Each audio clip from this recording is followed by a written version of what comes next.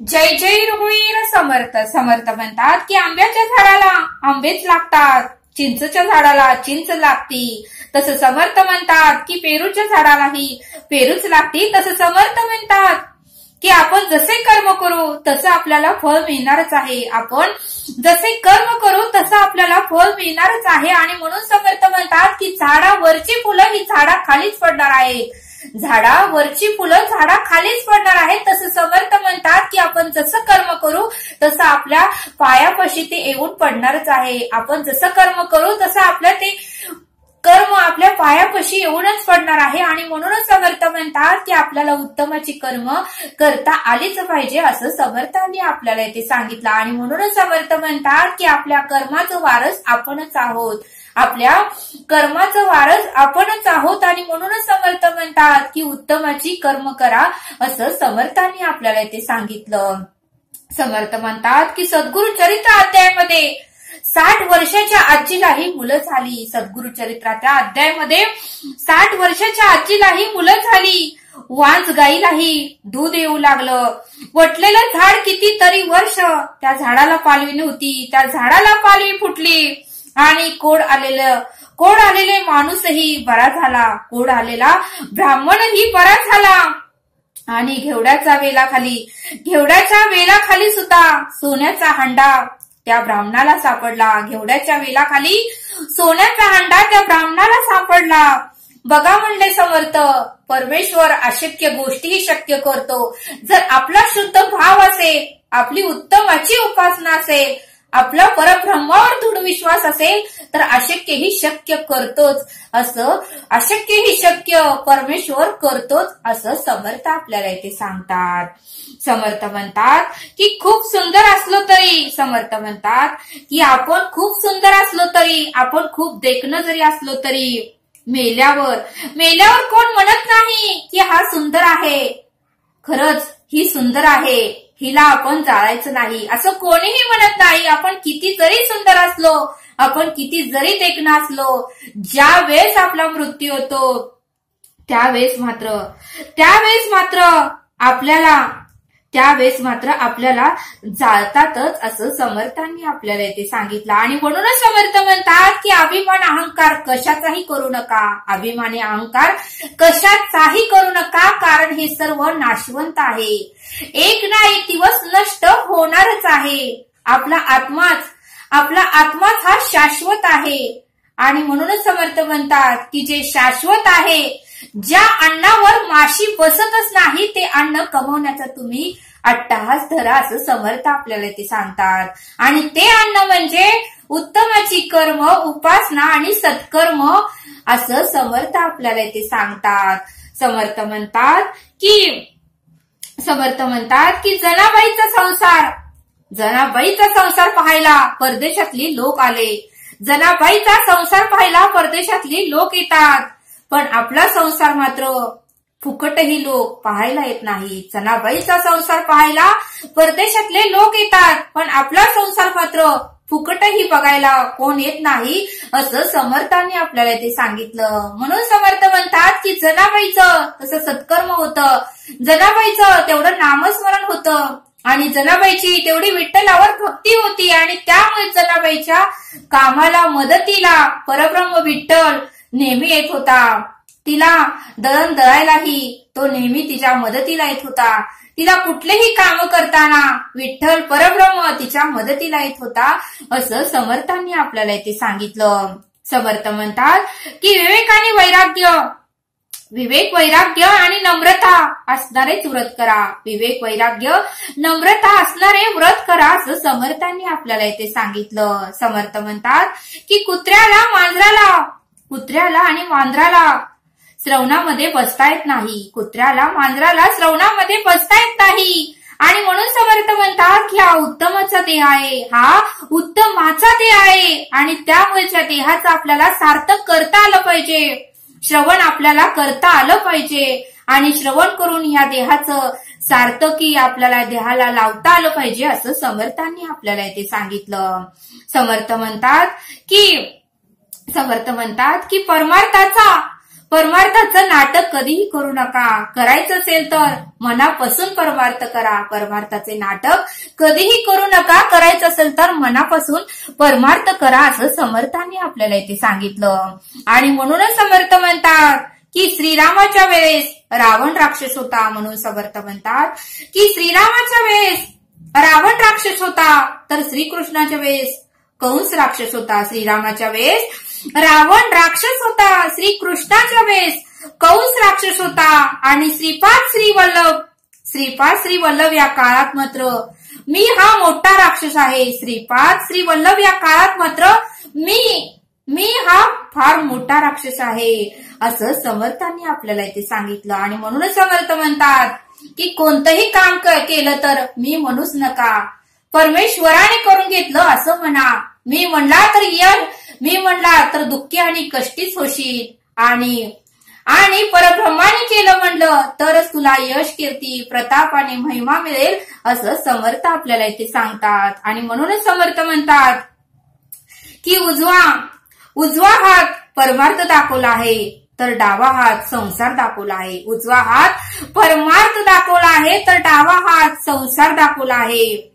भाजी करायची म्हणलं तर अट्टाहास करावाच लागतो. कोणतीही भाजी करायची म्हणलं तर अट्टाहास करावाच लागतो. तसं समर्थ म्हणतात की परमार्थ करायचा म्हणला तर अट्टाहास करावा लागणारच आहे. परमार्थ करायचा असेल तर अट्टाहास करावा लागणारच आहे. आणि तरच आपल्याकडून परमार्थ घडणार आहे असं समर्थांनी आपल्याला इथे सांगितलं.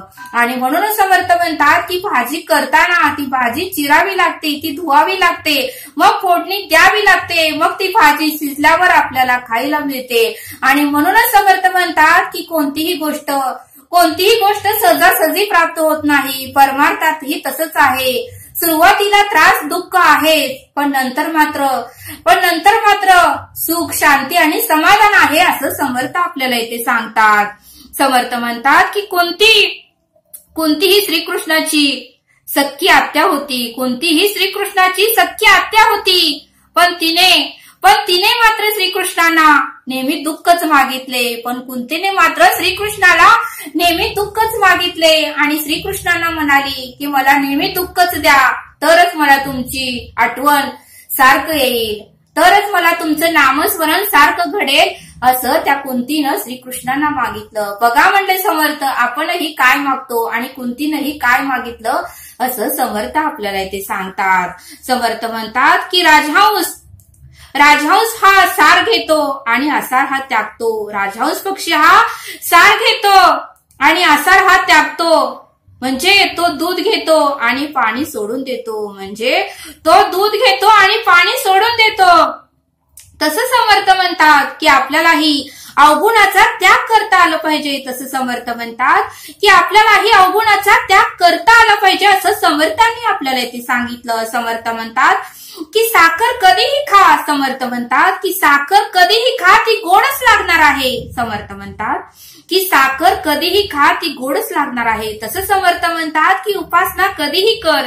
तसं समर्थ म्हणतात की उपासना नामस्मरण कधीही कर. त्याला वेळेचे बंधन नाही. कुठल्याही वेळेस तू कर, ते तुला गोडच वाटणार आहे. ते केल्यानंतर तुला समाधानच मिळणार आहे. ते केल्यानंतर तुला शांतीच मिळणार आहे असं समर्थ आपल्याला इथे सांगतात. समर्थ म्हणतात की पालखी देव आहे म्हणून या पालखीला किंमत आहे. समर्थ म्हणतात की पालखी देव आहे म्हणून या पालखीला किंमत आहे. तसं समर्थ म्हणतात की आता त्या पालखीकडे जाऊ नका, आपल्या देहाकडे या. ही देहरूपी म्हणजे एक पालखीच आहे. पण या पालखीला का किंमत आहे तर या देहामध्ये आत्मा आहे म्हणूनच या पालखीला किंमत आहे असं समर्थांनी आपल्याला इथे सांगितलं. समर्थ म्हणतात की सुख. समर्थ म्हणतात की ज्यात अधर्म नाही तोच धर्म. समर्थ म्हणतात की ज्यात अधर्म नाही तोच धर्म. ज्यात दुःख नाही. समर्थ म्हणतात की ज्यामध्ये दुःख नाही तेच सुख. आणि ज्यात अज्ञान नाही ते ज्ञान. आणि जेथून परत येणे नाही त्यालाच गती असे म्हणतात. समर्थ म्हणतात की ज्यात अधर्म नाही तोच धर्म. ज्यात दुःख नाही तेच सुख. आणि ज्यात अज्ञान नाही ते ज्ञान. आणि जेथून परत येणे नाही तिलाच गती असे म्हणतात, असं समर्थ आपल्याला इथे सांगतात. समर्थ म्हणतात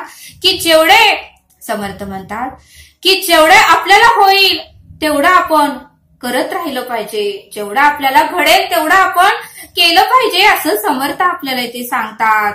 आणि म्हणून समर्थ म्हणतात की नामदेव एवढं भजन नामस्मरण, नामदेवाने एवढं भजन आणि नामस्मरण केलं होतं आणि विठ्ठल नामदेवावर प्रसन्न झाला. नामदेवाने एवढं भजन आणि नामस्मरण केलं होतं की विठ्ठल त्याच्यावर प्रसन्न झाला आणि विठ्ठल बोलू लागला की नामदेवा मी तुझ्या भक्तीवर, तुझ्या नामस्मरणावर, तुझ्या भजनावर प्रसन्न झालो. तुला काय देऊ? त्यावेळेस नामदेव बोलला, हे विठ्ठला, हे परब्रह्मा, मला माझं एकच मागणं आहे आणि ते तुम्ही पूर्ण करा अशी माझी इच्छा आहे. त्यावेळेस विठ्ठल बोलला, अरे नामदेवा, मागून तर बघ, मी तुला देणारच. त्यावेळेस नामदेव बोलला की तुमच्या आधी भक्तांनी माझे दर्शन घ्यावे, तुमच्या भक्तांनी माझं दर्शन घेतलं पाहिजे, असं मला तुम्ही काहीतरी द्या. त्यावेळेस विठ्ठल म्हणाले, ठीक आहे, तुझ्या मनासारखंच होईल.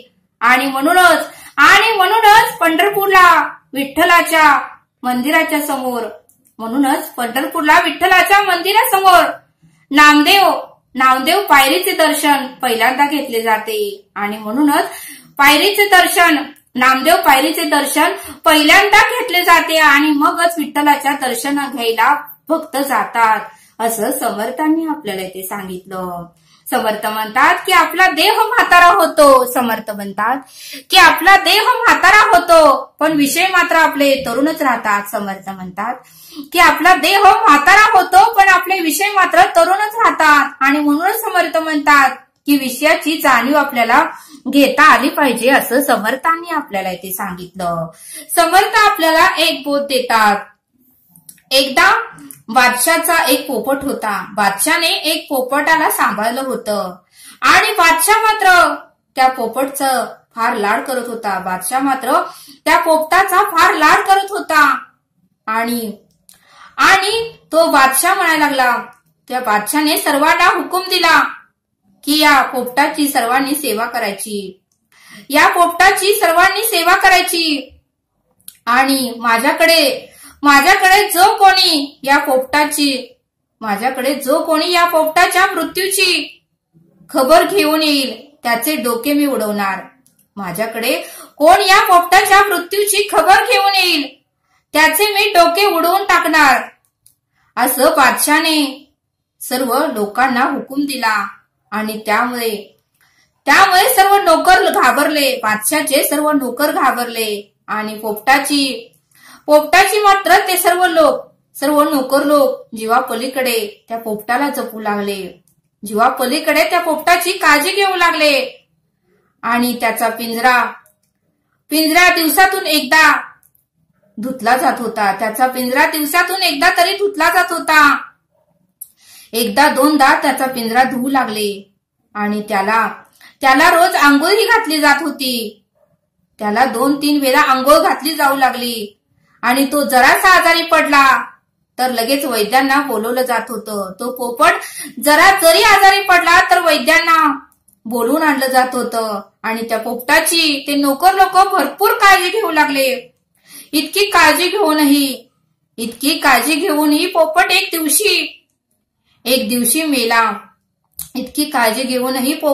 दिवशी मेला. आणि सगळे नोकर मात्र काळजीत